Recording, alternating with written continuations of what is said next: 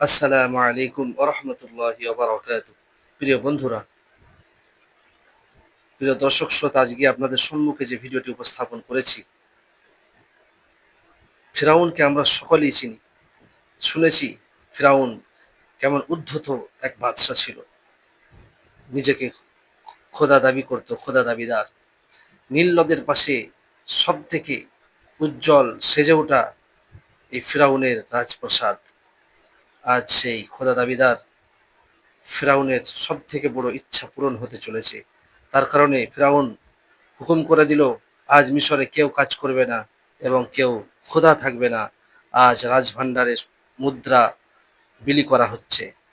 আর অন্যদিকে বনি ইসরাইলের কওমের লোকেরা দেখুন বিধ্বস্ত অবস্থায় চিন্তিত হয়ে পড়ে আছে। আসুন সেই ঘটনা আজকে আমরা এই ভিডিওর মাধ্যমে দেখি। সম্পূর্ণ ভিডিওটি দেখার জন্য অনুরোধ রইল। দেখুন। ইসরায়েলদের বস্তিতে ছিল এক গভীর নিস্তব্ধতা। সেখানে কোনো আনন্দ নেই, কোনো উৎসব নেই, আছে শুধু দীর্ঘশ্বাস আর চাপা কান্না। তারা জানে তাদেরই এক বোন, তাদেরই কওমের এক রত্ন আজ নিজেকে উৎসর্গ করতে যাচ্ছে এক জালেমের হাতে। বনি ইসরায়েল বস্তির এক কোণায় মুজাহিমের ছোট্ট ঘরটি আজ ঘিরে রেখেছে ফেরাউনের বিশেষ প্রহরীরা। ঘরের ভেতরে দাসীরা আসিয়াকে সাজাতে ব্যস্ত। তারা আসিয়ার জন্য রাজপ্রাসাদ থেকে নিয়ে এসেছে পৃথিবীর সবচেয়ে দামি রেশমি পোশাক, হীরা মুক্তার গহনা এবং সুগন্ধি তেল। দাসীরা যখন আসিয়ার চুলে সুগন্ধি মাখাচ্ছে, তখন আসিয়া পাথরের মতো স্থির হয়ে বসে আছেন। তার চোখে কোনো পলক নেই, মুখে কোনো কথা নেই। আয়নায় তিনি নিজের প্রতিবিম্ব দেখছেন, কিন্তু তার মনে হচ্ছে তিনি কোনো জীবন্ত লাশ দেখছেন। তার মা পাশেই দাঁড়িয়ে অঝরে কাঁদছেন। মা এসে আসিয়ার কপালে চুমু খেলেন, কান্না জড়িত কণ্ঠে বললেন, মা রে, আজ তোকে রানীর মতো লাগছে, কিন্তু আমার বুক ফেটে যাচ্ছে। আমি তোকে ওই শয়তানের ঘরে পাঠাতে চাইনি। আল্লাহ কেন আমাদের এমন পরীক্ষায় ফেললেন? আসিয়া মায়ের হাত ধরে শান্ত কণ্ঠে বললেন, মা, তুমি কেঁদো না। আমি তো নিজের সুখের জন্য যাচ্ছি না, আমি যাচ্ছি আমার বাবার জীবন বাঁচাতে, আমার কওমের হাজার হাজার মাসুম শিশুকে বাঁচাতে। আল্লাহ যদি আমাকে এই ত্যাগের জন্য কবুল করে থাকেন, তবে আমি কেন কাঁদব? আমার দেহ হয়তো ফেরাউনের প্রাসাদে যাবে, কিন্তু আমার মন, আমার রূহ সব সময় আমার রবের কাছেই থাকবে। তোমরা শুধু দোয়া করো আল্লাহ যেন আমার ইজ্জত রক্ষা করেন। বাইরে তখন হামানের রাজকীয় রথ এসে দাঁড়িয়েছে। শত শত বাদ্যযন্ত্র বাজছে। আসিয়াকে ঘর থেকে বের করার সময় হলো। মুজাহিম দরজার সামনে দাঁড়িয়ে আছেন, তার পা চলছে না। তিনি মেয়েকে জড়িয়ে ধরে হাউ মাউ করে কেঁদে উঠলেন। তিনি বললেন, মা আসিয়া, আমাকে মাফ করে দিস। আমি বাবা হয়েও তোকে রক্ষা করতে পারলাম না। আমি তোকে বাঘের মুখে ঠেলে দিচ্ছি। আমি বড় অসহায়। আসিয়া বাবার চোখের পানি মুছে দিয়ে বললেন, বাবা, আপনি অসহায় নন, আমাদের সাথে আল্লাহ আছেন। হজরত ইউসুফ আলাইহিসসালাম কি মিশরের কারাগারে ছিলেন না? আল্লাহ তাকে রক্ষা করেননি? হজরত ইব্রাহিম আলাইহিসসালাম কি নমরুদের আগুনে ছিলেন না? আল্লাহ তাকে রক্ষা করেননি? সেই একই আল্লাহ আমাকেও ফেরাউনের হাত থেকে রক্ষা করবেন। আপনি চিন্তা করবেন না। আসিয়া ধীর পায়ে রথে উঠলেন। রথ চলতে শুরু করল। হাজার হাজার মানুষ রাস্তার দুই পাশে দাঁড়িয়ে তাকে দেখছে। তারা ভাবছে, আহা, কি ভাগ্য এই মেয়েটার, ফেরাউনের রানী হচ্ছে। কিন্তু তারা জানে না, এই মেয়েটি রাজপ্রাসাদে যাচ্ছে রানীর মুকুট পরতে নয়, বরং ঈমানের পরীক্ষা দিতে। সূর্য ডুবে গেল, রাত নামল। ফেরাউনের রাজপ্রাসাদের সবচেয়ে উঁচুতে নীল নদের দিকে মুখ করা একটি বিশেষ কামরাকে বাসরঘর হিসাবে সাজানো হয়েছে। এই ঘরটি সাজানোর জন্য ফেরাউন অত 1 মাস ধরে হাজার হাজার কারিগর নিয়োগ করেছিল। ঘরের দেওয়ালগুলো খাঁটি সোনায় মোড়ানো, যাতে আলোর ছটায় চোখ ধাঁধিয়ে যায়। মেঝেতে বিছানো হয়েছে পারস্যের এমন গালিচা, যার উপর পা রাখলে মনে হয় মেঘের ওপর হাঁটছি। ছাদ থেকে ঝুলছে হাজারো স্ফটিকের ঝাড়বাতি। ঘরের 4 কোণায় রাখা হয়েছে সুগন্ধি ধূপদানি, যার ধোঁয়ায় পুরো ঘর মৌ মৌ করছে। ঘরের ঠিক মাঝখানে রাখা হয়েছে বিশাল এক পালঙ্ক। সেই পালঙ্কটি হাতির দাঁত এবং সোনা দিয়ে তৈরি। তার উপর বিছানো হয়েছে রেশমি চাদর এবং হংসের পালকের বালিশ। চারপাশে ছড়িয়ে রাখা হয়েছে গোলাপ আর জুঁই ফুল। ফেরাউন চেয়েছিল আসিয়া যেন এই ঘরে পা দিলেই বুঝতে পারে যে সে কত বড় রাজার স্ত্রী হতে যাচ্ছে। দাসীরা আসিয়াকে সেই ঘরে নিয়ে এলো। তারা তাকে পালঙ্কের উপর বসিয়ে দিয়ে চলে গেল।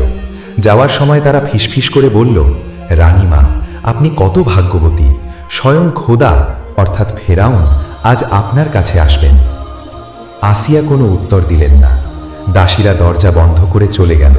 বিশাল প্রাসাদের বিশাল কামরায় এখন আসিয়া সম্পূর্ণ একা। বাইরের উৎসবের আওয়াজ এখানে খুব ক্ষীণ হয়ে আসছে। দরজা বন্ধ হওয়ার সাথে সাথে আসিয়ার ভেতরের বাঁধ ভেঙে গেল। তিনি পালঙ্ক থেকে নেমে পড়লেন। তার মনে হলো এই সোনার ঘর তার জন্য জাহান্নামের আগুনের মতো। তিনি ছুটে গিয়ে জানালার কাছে দাঁড়ালেন। নিচে নীল নদ দেখা যাচ্ছে। চাঁদের আলোয় নদীটি চকচক করছে। আসিয়া আকাশের দিকে তাকিয়ে বললেন, হে আমার রব, এই বিশাল পৃথিবী তোমার সৃষ্টি। এই ফেরাউন, এই হামান, এই প্রাসাদ সব তোমার সৃষ্টি। তুমিই এদের মালিক। আজ আমি তোমার কাছে আশ্রয় চাইছি। আমি আমার শরীর, আমার পবিত্রতা এই নাপাক ফেরাউনের কাছে সঁপে দিতে চাই না। তুমি আমাকে রক্ষা করো। তিনি দেখলেন ঘরের এক কোণায় একটা পানির পাত্র রাখা আছে। তিনি সেখানে গেলেন। তিনি অজু করলেন। ঠান্ডা পানি যখন তার মুখে লাগলো তখন তার মনে হলো আল্লাহর রহমত তাকে স্পর্শ করছে। তিনি অজু করে ঘরের এক কোণায়, যেখানে একটু অন্ধকার ছিল, সেখানে তার ওড়না বিছিয়ে জায়নামাজ তৈরি করলেন। তিনি নিয়ত বাঁধলেন। তিনি সালাতে দাঁড়িয়ে গেলেন। তার শরীর কাঁপছিল, কিন্তু তার হৃদয় ছিল পাহাড়ের মতো অটল। তিনি সেজদায় গিয়ে কাঁদতে লাগলেন। তিনি বললেন, ইয়া আল্লাহ, তুমি তো জানো আমি কেন এখানে এসেছি। আমি আমার কওমকে বাঁচাতে এসেছি। কিন্তু মাবুদ, তুমি কি আমাকে এই কাফেরের হাতে লাঞ্ছিত হতে দেবে? তুমি কি তোমার বান্দির ইজ্জত রক্ষা করবে না? আমি তোমার কাছে ভিখারিনীর মতো হাত পাচ্ছি। আমার এবং এই জালেমের মাঝখানে তুমি পর্দা ফেলে দাও। এমন কোনো কুদরত দেখাও যেন সে আমাকে স্পর্শ না করতে পারে। আসিয়ার এই কান্না আর ফরিয়াদ সরাসরি আরশ মহল্লায় গিয়ে পৌঁছল। আল্লাহ তাআলা ফেরেশতাদের সাক্ষী রেখে বললেন, তোমরা দেখো, আমার বান্দি ফেরাউনের প্রাসাদে থেকেও আমাকে ভুলেনি। আজ আমি তাকে এমন নিরাপত্তা দেব যা পৃথিবীর ইতিহাসে কেউ কখনো দেখেনি। ফেরাউন তার খোদা দাবি করতে পারে, কিন্তু সে আমার বান্দির একটি চুলের ডগাও স্পর্শ করতে পারবে না। এদিকে রাজপ্রাসাদের আরেক প্রান্তে ফেরাউন তার নিজের খাস কামরায় প্রস্তুতি নিচ্ছে। দাসীরা তাকে সাজিয়ে দিচ্ছে। তার পরনে বিশ্বের সবচেয়ে দামি রেশমি পোশাক, গলায় হীরার মালা, হাতে আংটি। সে আয়নায় নিজের দিকে তাকিয়ে তৃপ্তির হাসি হাসল। সে ভাবল, আমিই তো খোদা। আজ আমি পৃথিবীর সবচেয়ে সুন্দরী নারীকে জয় করতে যাচ্ছি। হামান দরজায় এসে দাঁড়ালো। সে কুর্নিশ করে বলল, জাহাপনা, খোদায়ে আজম, আজ আপনাকে পূর্ণিমার চাঁদের চেয়েও উজ্জ্বল লাগছে। বিবি আসিয়া আপনার জন্য অপেক্ষা করছেন। তিনি নিশ্চয়ই আপনার রূপ দেখে পাগল হয়ে যাবেন। ফেরাউন গর্বভরে বলল, হামান, আমি শুনেছি আসিয়ার রূপ নাকি জাদু করতে পারে। আজ আমি সেই জাদু দেখতে চাই। আমি তাকে এমন সুখ দেব যা সে স্বপ্নেও ভাবেনি। সে ভুলে যাবে তার বাবার কুঁড়ে ঘরের কথা। হামান বলল, অবশ্যই জাহাপনা, আপনি যা চাইবেন তাই হবে। যান, বাসর ঘর আপনার জন্য প্রস্তুত। ফেরাউন ধীর পায়ে বাসর ঘরের দিকে রওনা হলো। তার প্রতি পদক্ষেপে যেন অহংকার ঠিকরে পড়ছিল। সে ভাবছিল আসিয়া তাকে দেখা মাত্রই তার পায়ে লুটিয়ে পড়বে। ফেরাউন বাসর ঘরের বিশাল কারুকাজ করা দরজার সামনে এসে দাঁড়ালো। প্রহরীরা মাথা নিচু করে দরজা খুলে দিল। ফেরাউন ভেতরে প্রবেশ করল। ঘরের ভেতরের সুগন্ধি ফেরাউনের নাকে লাগল। সে দেখল হাজার হাজার বাতির আলোয় ঘরটি ঝলমল করছে, কিন্তু তার চোখ খুঁজছিল আসিয়াকে। সে পালঙ্কের দিকে তাকালো, কিন্তু পালঙ্ক খালি। সে এদিক ওদিক তাকালো। অবশেষে সে দেখল ঘরের এক কোণায় জানালার পাশে আসিয়া দাঁড়িয়ে আছেন, অথবা বসে আছেন। আসিয়ার পরনে ছিল লাল বেনারসি শাড়ি বা রাজকীয় পোশাক, কিন্তু তার মাথায় ছিল ঘোমটা। তিনি ফেরাউনের দিকে তাকিয়েছিলেন না, তার দৃষ্টি ছিল মাটির দিকে। ফেরাউন মুগ্ধ হয়ে তাকিয়ে রইল। সে ভাবল, সত্যি হামান ঠিক বলেছিল। এমন রূপ আমি আমার জীবনে দেখিনি। মনে হচ্ছে আসমান থেকে কোনো দেবী নেমে এসেছে। ফেরাউন ধীর পায়ে আসিয়ার দিকে এগিয়ে গেল। তার জুতোর খটখট শব্দে ঘরের নীরবতা ভাঙল। আসিয়ার বুক ধক করে উঠল, কিন্তু তিনি নড়লেন না। তিনি মনে মনে পড়ছিলেন, হাসবুনাল্লাহু ওয়া নি'মাল ওয়াকিল, অর্থাৎ আল্লাহই আমার জন্য যথেষ্ট এবং তিনি উত্তম কর্মবিধায়ক। ফেরাউন আসিয়ার খুব কাছে এসে দাঁড়ালো। সে খুব নরম এবং প্রেমময় কণ্ঠে ডাকল, আসিয়া, হে আমার স্বপ্নের রানী, মুখ তুলো, আমার দিকে তাকাও। আসিয়া মুখ তুললেন না, তিনি চুপ করে রইলেন। ফেরাউন আবার বলল, তুমি কি লজ্জা পাচ্ছ? লজ্জা পেও না, আমি ফেরাউন, মিশরের অধিপতি। আজ থেকে আমি তোমার স্বামী। এই পুরো রাজপ্রাসাদ, এই দাস দাসী, এই হীরা মুক্তা সব আজ থেকে তোমার। তুমি শুধু একবার আমার দিকে তাকিয়ে হাসো। আসিয়া এবার মুখ তুললেন। তার চোখে কোনো ভয় ছিল না, ছিল এক অদ্ভুত গাম্ভীর্য। তিনি ফেরাউনের চোখের দিকে তাকিয়ে বললেন, ফেরাউন, তুমি মিশরের রাজা হতে পারো, তুমি আমাকে সোনা দানা দিতে পারো, কিন্তু তুমি আমার মন কিনতে পারবে না। আমি এখানে নিজের ইচ্ছায় আসিনি, আমি এসেছি আমার বাবাকে, আমার কাউমকে বাঁচাতে। তুমি কথা দিয়েছিলে তাদের ক্ষতি করবে না। ফেরাউন অট্টহাসি দিল। সে বলল, আরে বোকা মেয়ে, ওসব কথা এখন বাদ দাও। তুমি এখন আমার, আমি তো তোমাকে রানীর মর্যাদা দিয়েছি। বনি ইসরায়েলের কোনো মেয়ে কি কখনো এই প্রাসাদে পা রাখতে পেরেছে? তুমি আমার কাছে কৃতজ্ঞ থাকা উচিত। আসিয়া বললেন, আমি কৃতজ্ঞ একমাত্র আমার রবের কাছে, যিনি আমাকে সৃষ্টি করেছেন। ফেরাউন ভ্রু কুঁচকে বলল, তোমার রব? আমি তো তোমার রব, আমি তো তোমাকে খাওয়াচ্ছি, পড়াচ্ছি, আমাকে ছাড়া আবার কে রব হতে পারে? আসিয়া ঘৃণা ভরে মুখ ফিরিয়ে নিলেন। তিনি বললেন, না, তুমি রব নও, তুমি একটা মানুষ, তুমিও একদিন মারা যাবে। আমার রব আল্লাহ, যিনি কখনো মরেন না। ফেরাউন ভাবল, আসিয়া হয়তো নতুন বউ বলে একটু বেশি কথা বলছে বা ভয় পাচ্ছে। সে আসিয়ার কথায় গুরুত্ব দিল না। তার মাথায় তখন কামনার নেশা। সে বলল, ঠিক আছে, ঠিক আছে, তোমার যা ইচ্ছা বলো, কিন্তু এখন তুমি আমার। এসো, কাছে এসো। ফেরাউন তার হাত বাড়িয়ে দিল। সে চাইল আসিয়ার হাত ধরতে, সে চাইল আসিয়াকে তার বুকে টেনে নিতে। আসিয়া ছিটকে সরে গেলেন। তিনি দেয়ালের সাথে পিঠ ঠেকিয়ে দাঁড়ালেন। তিনি চিৎকার করে বললেন, খবরদার ফেরাউন, আমাকে স্পর্শ করার চেষ্টা করবে না, আমি তোমার কাছে আসব না। ফেরাউন অবাক হল। সে ভাবল, আমার মতো রাজার ডাকে সাড়া দেবে না এমন সাহস কার আছে? সে রাগান্বিত হয়ে বলল, তুমি আমার স্ত্রী, তোমাকে স্পর্শ করার অধিকার আমার আছে, তুমি আমাকে বাধা দিতে পারো না। ফেরাউন জেদ ধরে আসিয়ার দিকে এগোতে লাগল। তার চোখে ছিল হিংস্রতা।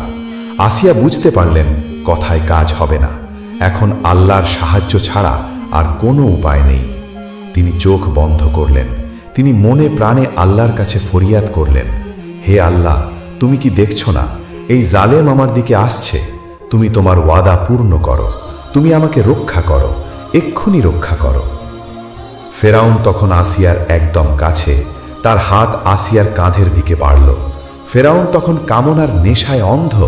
সে আসিয়ার কোনো কথা কানে তুলছে না। সে ভাবছে আসিয়া তার স্ত্রী, তাকে স্পর্শ করা তার অধিকার। সে আসিয়ার একদম কাছে চলে এলো। তার চোখের দৃষ্টিতে ছিল লালসা।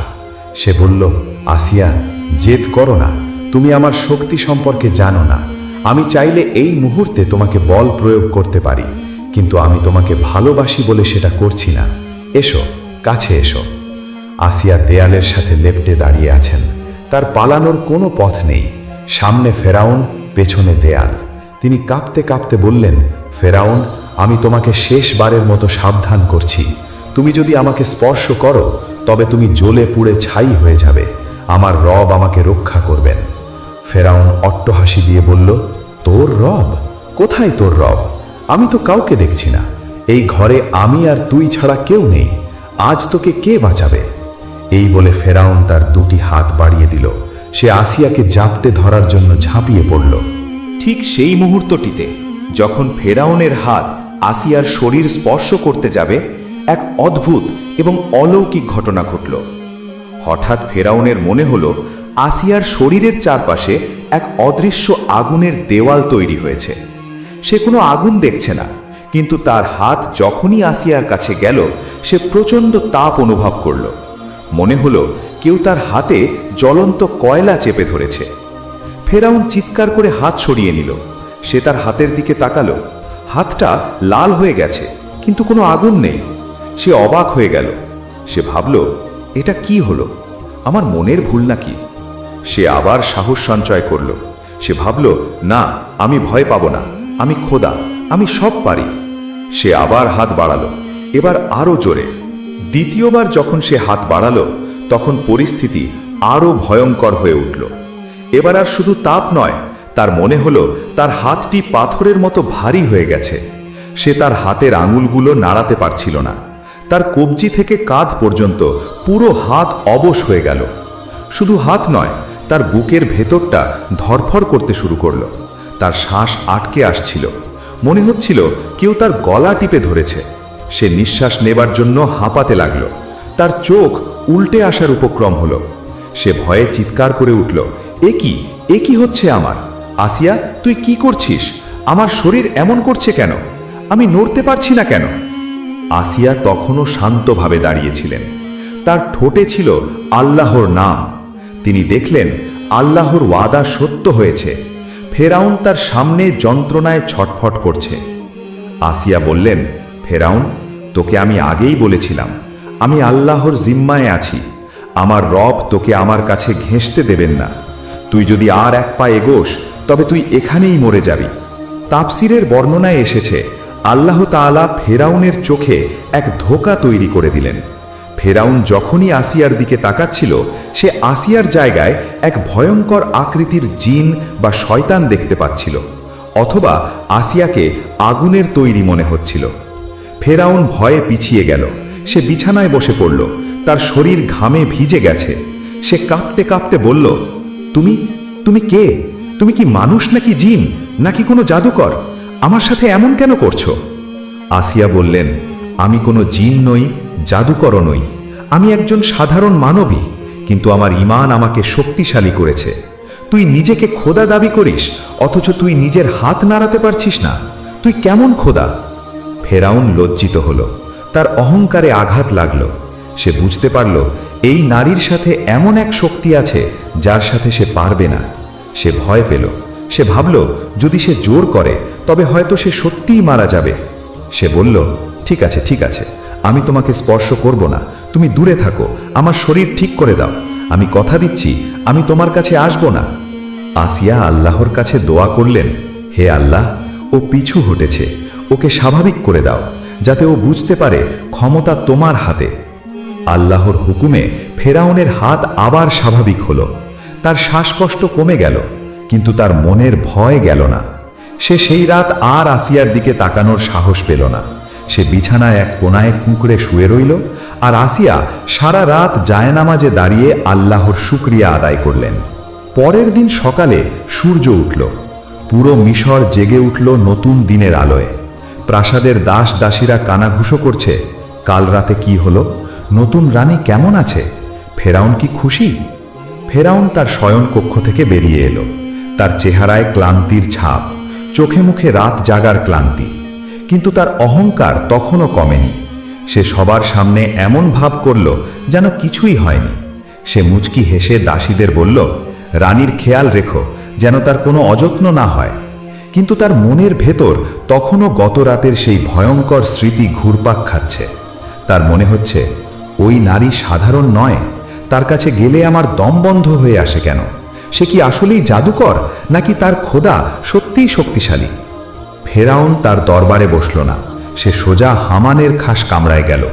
হামান ফেরাউনকে দেখে খুশি হয়ে বলল, সুপ্রভাত জাহাপনা, আপনার রাত কেমন কাটল? নতুন রানী নিশ্চয়ই আপনার মন জয় করে নিয়েছে। সে হামানের দিকে তাকালো। সে চাইছিল সব খুলে বলতে, কিন্তু তার অহংকার তাকে বাধা দিল। সে ভাবল, আমি যদি হামানকে বলি যে আমি আমার স্ত্রীর কাছে যেতে পারিনি, আমার হাত অবশ হয়ে গিয়েছিল, তাহলে হামান আমাকে দুর্বল ভাববে, প্রজারা জানলে হাসাহাসি করবে। তাই সে মিথ্যা বলল। সে বলল, হামান, আসিয়া আসলেই অপরূপা, কিন্তু সে খুব লাজুক। সে আমাকে অনুরোধ করেছে তাকে কিছুদিন সময় দেওয়ার জন্য। আমিও ভাবলাম জোর করা ঠিক হবে না, সে ধীরে ধীরে আমার হবে। হামান চতুর হাসি বলল, জাহাপনা, আপনি কত মহান, আপনার ধৈর্যের কোনো সীমা নেই। ঠিক আছে, তাকে সময় দিন। রাজপ্রাসাদের বিলাসিতা দেখলে সে এমনিতেই আপনার পায়ে এসে পড়বে। ফেরাউন মনে মনে বলল, হায় হামান, তুই জানিস না ও বিলাসিতায় ভোলার পাত্রী নয়। ওর কাছে এমন কিছু আছে যা আমার নেই। এরপর থেকে ফেরাউন আর আসিয়ার সম্পর্ক এক অদ্ভুত মোড় নিল। ফেরাউন আসিয়াকে রানীর সর্বোচ্চ মর্যাদা দিল। তাকে আলাদা মহল দেওয়া হলো, শত শত দাসী দেওয়া হলো। কিন্তু ফেরাউন আর কোনোদিন রাতে আসিয়ার ঘরে যাবার সাহস পেল না। দিনের বেলায় সে মাঝে মাঝে আসিয়ার সাথে দেখা করতে আসতো, গল্প করত, কিন্তু নিরাপদ দূরত্ব বজায় রাখত। সে আসিয়ার চোখের দিকে তাকাতে ভয় পেত। সে ভাবত আসিয়া হয়তো কোনো মন্ত্র করে রেখেছে। আসিয়া তার মহলে রানীর হালে থাকলেও তার জীবন ছিল সাধক বা সুফিদের মতো। তিনি দিনের বেলা রোজা রাখতেন আর রাতের বেলা আল্লাহর ইবাদত করতেন। তার ঘরের দরজা বন্ধ থাকত। দাসীরা ভাবত রানী ঘুমাচ্ছেন, কিন্তু তিনি সেজদায় পড়ে কাঁদতেন। তিনি আল্লাহর কাছে বলতেন, হে আল্লাহ, তুমি আমাকে এই জালিমের হাত থেকে বাঁচিয়েছ, এর জন্য হাজারো শুকরিয়া। কিন্তু আমার মন এখানে টেকে না। আমি আমার বাবার কাছে, আমার কওমের কাছে ফিরে যেতে চাই। প্রিয় দর্শক, আজকের এই ঘটনাটি কোনো সাধারণ গল্প নয়, এটি ইতিহাসের এক অবিস্মরণীয় সত্য। ফেরাউন ভেবেছিল সে খোদা, সে সব ক্ষমতার মালিক, কিন্তু সে জানত না তার নিজের প্রাসাদের 4 দেওয়ালের ভেতরেই আল্লাহ এমন এক নারীকে রেখেছিলেন যাকে সে স্পর্শ করার ক্ষমতাও রাখত না।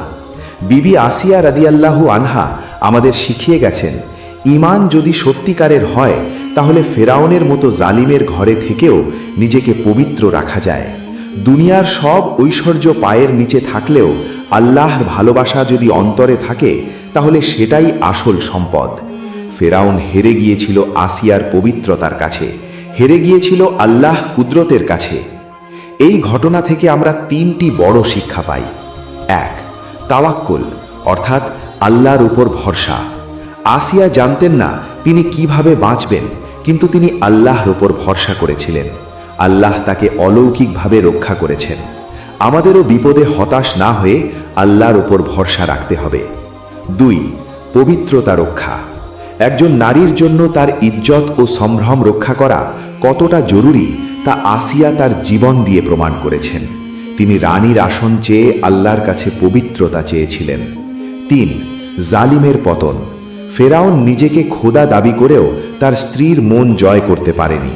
ক্ষমতা দিয়ে মানুষের দেহ কেনা যায়, কিন্তু মন বা ঈমান কেনা যায় না। এই ভিডিওতে বর্ণিত ঘটনাগুলি কুরআন, তাফসীর এবং ঐতিহাসিক বর্ণনার আলোকে সাজানো হয়েছে। বিবি আসিয়া যে ফেরাউনের স্ত্রী ছিলেন এবং তিনি আল্লাহ কাছে জান্নাতে ঘর চেয়েছিলেন তা সূরা আত-তাহরিম আয়াত 11-তে স্পষ্টভাবে উল্লেখ আছে। আল্লাহ মুমিনদের জন্য ফেরাউনের স্ত্রীর দৃষ্টান্ত বর্ণনা করেছেন, যখন সে বলেছিল, হে আমার রব, আমার জন্য তোমার কাছে জান্নাতে একটি ঘর বানাও এবং আমাকে ফেরাউন ও তার দুষ্কর্ম থেকে মুক্তি দাও। ফেরাউন বাসর রাতে বা অন্য সময়ে আসিয়াকে স্পর্শ করতে পারত না বা তার হাত অবশ হয়ে যেত।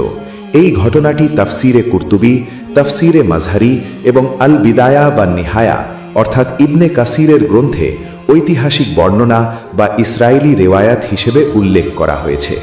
হজরত ইবনে আব্বাস রাদিয়াল্লাহু আনহু থেকেও এমন বর্ণনা পাওয়া যায়। আজকের এই ভিডিওটি যদি আপনার কাছে ভালো লেগে থাকে তাহলে একটি লাইক দিন এবং শেয়ার করে সবাইকে এই সত্য ঘটনাটি জানার সুযোগ করে দিন। কমেন্টে লিখুন সুবহানাল্লাহ। আল্লাহ আমাদের সবাইকে বিবি আসিয়ার মতো অটুট ঈমান দান করুন। আমিন। আল্লাহ হাফেজ।